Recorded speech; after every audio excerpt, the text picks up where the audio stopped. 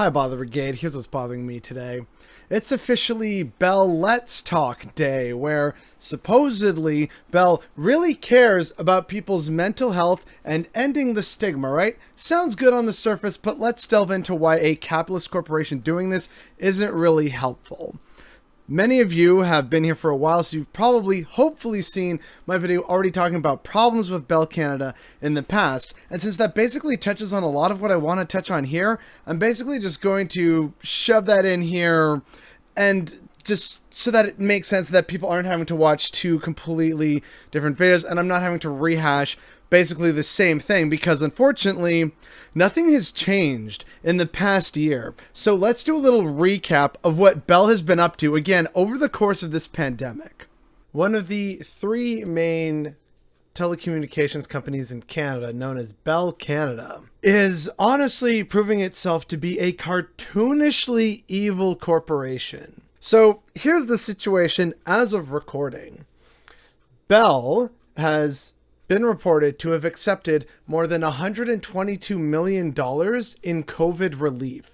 Now, this COVID relief was not meant for big businesses, which they are.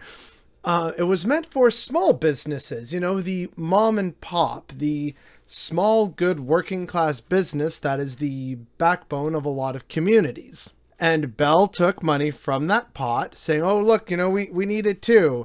And they said that they would reinvest it and keep workers on.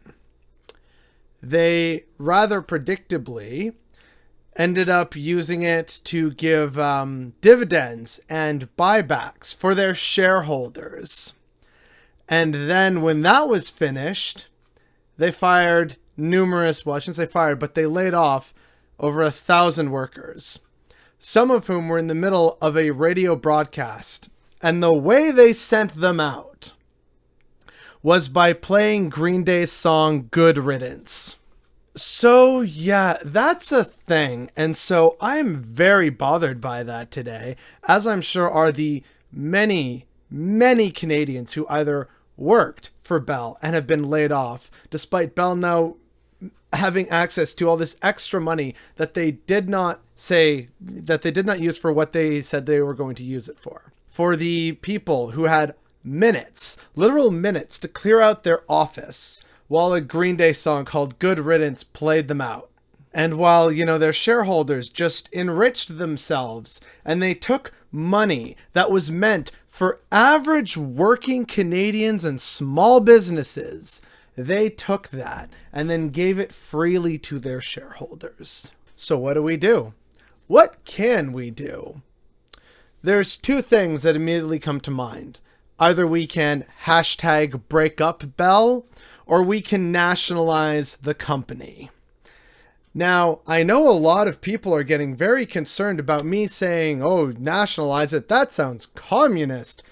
Here's the thing. In today's world where the internet and a digital telecommunications sort of infrastructure is absolutely necessary to your livelihood, to your business, and it's something that many more Canadians increasingly need to rely upon, and the government is even telling people, look, just go online and sign up for these services online, do this stuff online. What is the point of having online services if a good chunk of your own constituents and your citizens can't afford to pay?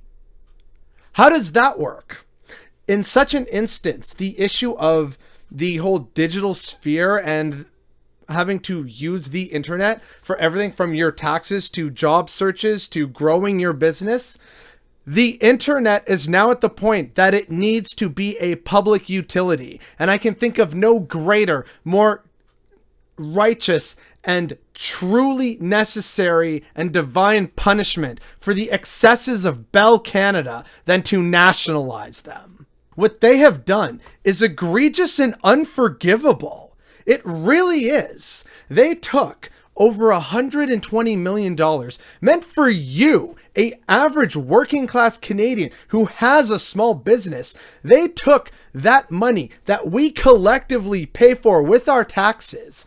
They took that money and gave it to their shareholders to increase the value of their stock and improve their returns so that their corporate execs can have more lovely bonuses at the end of this quarter. That money is now gone when it should have gone to you. This whole idea of the internet and we need it for everything in our lives, then it needs to be a public utility. And the cartoonishly evil response of firing people mid-show and then having a Green Day song called Good Riddance play them off while they have minutes to pack up their desks, having served in their job in this pandemic as faithfully as possible. This is disgusting. It really is. Bell needs to be punished and either have a massive fine, say, I don't know, $122 million plus interest, and have that put back into the Canadian economy or back into at least the holding fund for small businesses. And barring that, then nationalize the company, because in this current system that we've created for ourselves, the internet needs to be a public utility. So yeah, that's Bell Canada for you. They will literally take millions in money and just like give it to themselves, and then they will fire hundreds of employees. I'm sure that's really positive for their mental health, which actually brings us to an employee that they've silenced. Jan Wong, hashtag Bell Let's Talk gagged me with non-disclosure agreement when I suffered depression and Globe and Mail fired me. Wielding NDA, Bell/Globe clawed back my $209,000 settlement after I published Out of the Blue. Hashtag Bell, you shut up till you end NDAs. So yeah, Bell clearly cares so much about mental health and the stigma surrounding it, which is why they will fire people for being unwell, even if only temporarily, or, you know, they've suffered a catastrophic mental breakdown of some kind.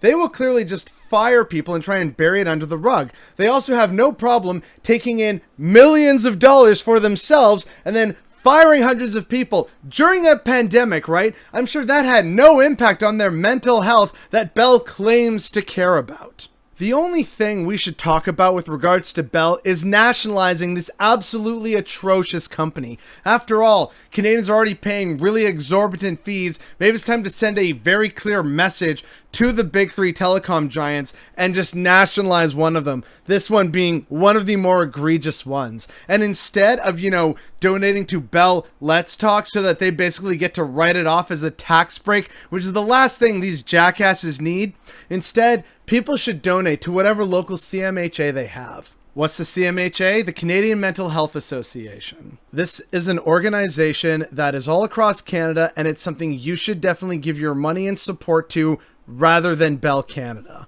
A link for them will be in the description down below, but it's just so unfortunate, right, that there's this big push, all this, you know, big capitalist money every year of, you know, we care and we should end the stigma around mental health. And then Bell, the supposed, you know, architect of this, right, like they're sponsoring it, they don't even live up to their own, you know, supposed words of caring.